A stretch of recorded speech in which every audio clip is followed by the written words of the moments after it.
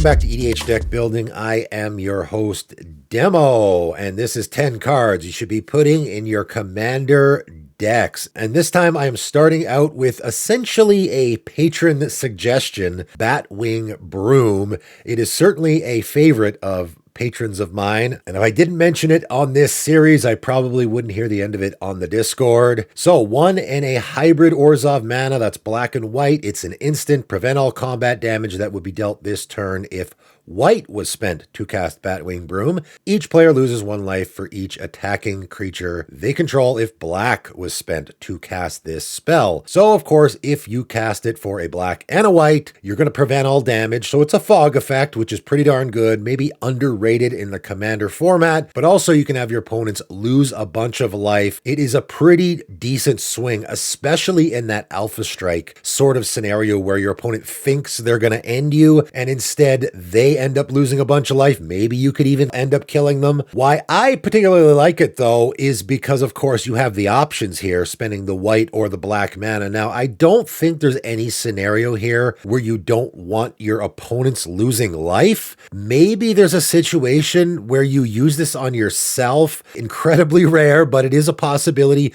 where you're attacking and your opponent surprises you with like an ambush viper and you don't want to lose your commander, so you prevent all combat damage, and in that case you don't pay the black so you don't lose the life, just prevent the combat damage. I guess that scenario is a possibility. Again, that's why I like cards like this, for all the different ways you can use them. More likely though is that you only pay the black. So you wouldn't pay the white for this because you don't want to prevent the combat damage. And of course, that scenario is one where you have an opponent attacking another opponent, right? So you have one opponent fire their 15 creatures at another opponent to try to finish them off. And then you use this avoiding the white mana to have your other opponent who's doing the attacking lose a bunch of life as well. Pretty sneaky play there. It certainly is a good card in the Commander game. Coming in at number 2, and very unique card, Brine Shaman, 1 and a black, human cleric shaman. So this card has gone from having 1 creature type to having 3, apparently. It's a 1/1 and has 2 very usable abilities in a specific theme. Tap, sacrifice a creature, target creature gets +2/+2 until end of turn. Not too shabby. Pay 1 blue, sacrifice a creature to counter target creature spell. That is a very unique effect. Of course, you likely want to be playing this in a theme where you want to be sacrificing your creatures. Of course, it's got to be in a deck that is both black and blue, because we got a blue ability, very unique creature, especially from way back in Ice Age. You didn't see this very often where you had a black creature with a blue ability. Repeatable countering creature spells. Very unique, and of course can be very powerful as well.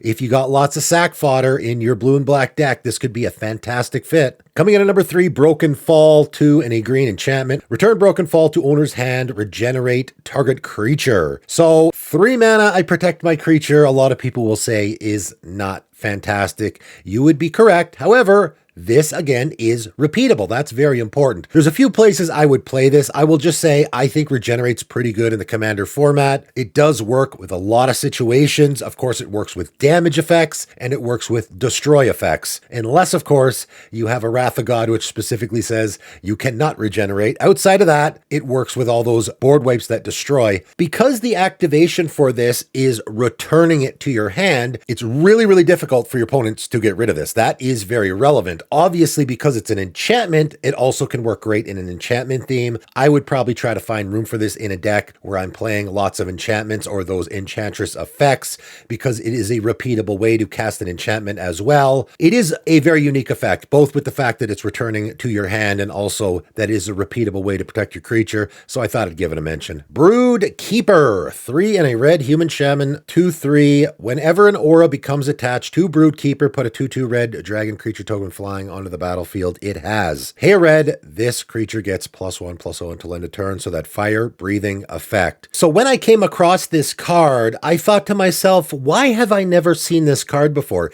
Even when I did this series, combing through every card available in the Commander format before, I don't remember seeing this card, and this seems like a very playable card in the Commander format. And I checked on EDH Rect because, again, I've never seen this card before, and it seems like it fits great in a lot of decks. This might be the least played card I have ever suggested on my channel. It's only in 379 decks, which is essentially nothing at all. And it actually seems like a pretty good fit in a lot of decks. We have a bunch of decks in Boros colors that want to be casting auras on your creatures. This seems like a good target. Spits out a 2/2 flying dragon every time you do so, right? Mazzy True Sword Paladin, there's a creature in red that is casting lots of auras on creatures. In fact, in that deck, you can do it repeatedly. Shishiro the Shattered Blade, another red commander that wants to be casting auras on your creatures. So it seems like there's a lot of commanders that can actually use a card like this, and it's got a pretty neat effect. I'm surprised that it sees almost no play in the commander format. Next up, a very unique effect coming in at number 5. Bubble Matrix, 4 mana artifact. Prevent all damage that would be dealt to creatures. That is it. That is all. Just prevent all damage that would be dealt to creatures. Of course, that's a very powerful effect. Obviously, a very unique effect as well. Now, where are you going to play it? There's a lot of different ways you can use this card. I'll throw out a couple that I, for myself, have used. In fact, I grabbed this card for my Questing Beast deck. And in fact, again, this is another situation of there's a deck I've had for a very long time. And of course, I've come across Bubble Matrix before, but for some reason, I didn't think to put it in there. Of course, my commander says combat damage that would be dealt by creatures you control can't be prevented. And as I say all the time, typically in my Magic Rules videos, can't always trumps everything else. So if your Bubble Matrix says prevent all damage that would be dealt to creatures, the Questing Beast, of course, is going to supersede that because can't will win out there. So what will end up happening is I will attack with my creatures and my opponents can choose to block if they want. The damage to my creatures, of course, will be prevented, but the damage my creatures were dealing will not be prevented, of course, because my commander says can't be prevented. So it essentially makes my creatures invulnerable in combat. Seems pretty good there. Also makes my creatures invulnerable to a Blasphemous Act. That's not bad as well. However, I did not put it in that deck. The reason why is because that is a little bit of a Death Touch tribal fight effect sort of scenario. And of course, Bubble Matrix will shut off those effects because my commander only makes sure combat damage isn't prevented. Other damage is still prevented, and Bubble Matrix will shut off all those fight effects. So I'm like, okay, maybe it's not a good slot in there. However, I tried it out in my colorless deck, and in my colorless deck, which I recently switched the commander to Eddie Lonesome Eyebot, thought I would just try it out in there, and it ended up working fantastically well. The reason why is because my commander has an attack trigger. I don't care so much if it's dealing damage. It's only a 2/1. I'm not making it bigger. So that way I can very easily attack with my commander whenever I want, and I never have to worry about it dying in combat. Great. The other reason why it works great in that deck is because, of course, with Bubble Matrix in play, all my creatures become infinite blockers, essentially, right? They're not taking combat damage. They're, again, not dying to board wipes, so that's good too. But my creatures aren't dying in combat, so they can just sit there and block all day. Why that works great in that deck is because that's sort of my alt WinCon deck, right? I got Millennium Calendar and Darksteel Reactor, alternate ways to win. So Bubble Matrix just becomes a little bit of a pillow forty effect where I can just hold off my opponents until I have one of my alt win conditions win me the game. So it actually ends up working really great there. Obviously a very powerful, very unique effect that might work great in some decks. Here's a card a lot of people are not going to like. Burning Sands, 3 red enchantment. Whenever a creature dies, that creature's controller sacrifices a land. Ouch. There are certainly going to be particular play groups that are going to like seeing, or be okay, I guess. I don't think anyone's going to like seeing this card, but they're going to be okay with it. A lot of people might not be okay with it. Nevertheless, I mention these cards for the people that might want to use them. I have used this card before in my Jund, I don't have any creatures deck, or you're hating on creatures, that sort of scenario. It works fantastically, obviously, if you don't have any creatures in your deck, because obviously the dies trigger is not going to affect you. This is a symmetrical effect. It affects everyone equally. And if your creatures aren't dying, then of course it's not going to hurt you at all, and it's likely going to hurt your opponents a lot. Why were none of my creatures dying? Well, because Daragaz Reincarnated was the commander for that deck, which says if it would die, instead exile it with 3 egg counters on it. So of course my commander is not triggering it because that's a replacement effect. My commander will never die. So if you're in that scenario, it could be also really good as well, where you're replacing your dice triggers with an exile or something like that. Certainly a very powerful effect, might work great in some of your decks. Let's talk about Burnt Offering. Pretty fantastic ritual effect, which again, I'm kind of surprised is not played more in the Commander format. People do definitely like their ritual effects in the Commander format. 1 black mana instant. As an additional cost to cast a spell, sacrifice a creature. No problem. A lot of black decks want to be doing that. Add X mana in any combination of black and or red, where X is the sacrificed creature's mana value. So first off, very important note here. I'm quite certain that the errata text for this card means that it can only be played in a black and red deck. Of course, the original card actually says red or black, whereas the errata text has the actual mana symbols. And of course, in the Commander format, that matters to the color identity of a card. Pretty darn good, I think, ritual effect in the Commander format. Sacrifice some big creature, get a whole ton of mana. A lot of decks obviously want to be using effects like this.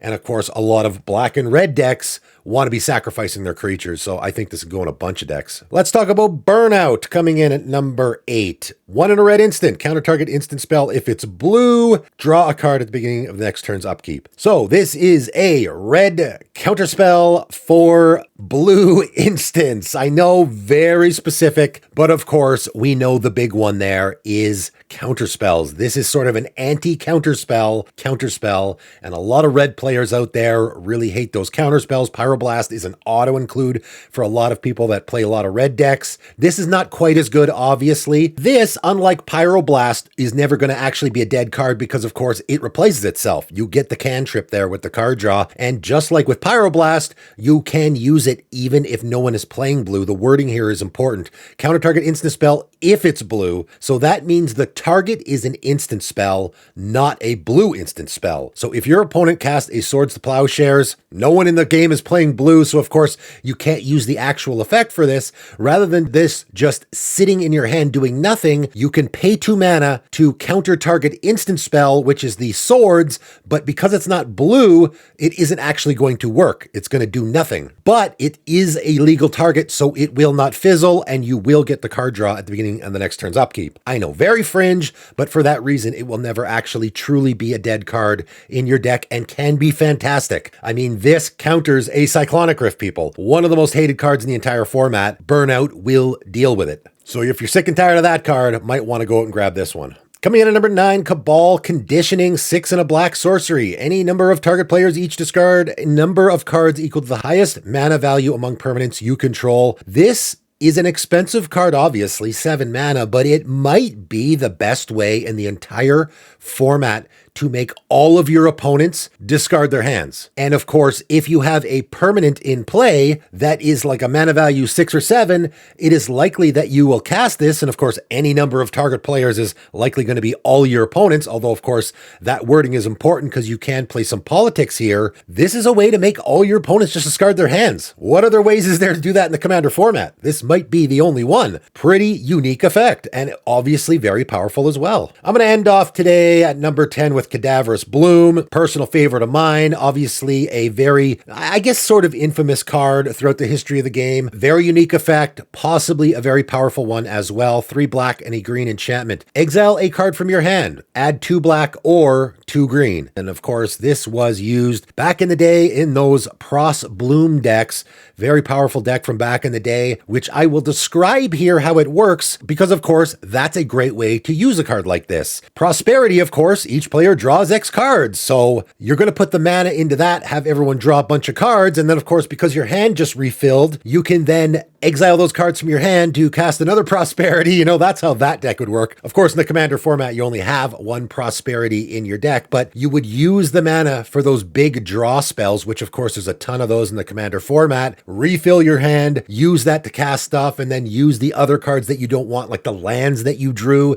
exile them for 2 black or 2 green. Obviously works great with X spells. So that is a strategy where it can be good. Any deck where you want to be just drawing a whole ton ton of cards, it can be fantastic, but it also can be good in any deck where you just have a lot of expensive stuff. Again, this is another card that I recently added to a deck. My name is one deck, and I just had it out the last game I played with the deck, and it worked fantastically. And again, is another situation where here's a card that has been around since forever, since before I started playing Magic even, and there's a deck, I mean, that's my oldest Commander deck. And this is actually a match made in heaven, and I'm surprised I never thought of it before. I have a deck where I can draw a whole ton of cards all at once, so of course, it's very easy for me to exile cards from my hand to add mana, but I also have a deck where I have a very expensive Commander and a lot of other really expensive cards where maybe I just want to exile some less useful cards from my hand just to get those things out faster, just to cast my Commander a little faster. So fantastic fit there. Really, really unique, powerful card. Also, obviously, it is a way to get cards out of your hand if you want to be doing that. I think this is probably a slam dunk in a Damia Sage's Stone deck where that's a deck you kind of want your hand to be empty, right? So you can just exile all the cards on your turn to cast stuff, and then on your next upkeep, just refill your hand. Even if you don't want to do that, you just have some useless cards in your hand, you can just exile them from your hand, not use the mana at all, so that on your upkeep, you just draw a fresh hand again, right? So it's just an easy way to get rid of useless cards in your hand, which can be really important as well. Really fantastic card, obviously very unique as well. Might fit in some of your decks. That is it for today. 10 more cards that might fit in some of your Commander decks. You guys let me know in the comments below if you're going to run out and grab any of these cards for your decks. That is it for today though, and thanks for tuning in.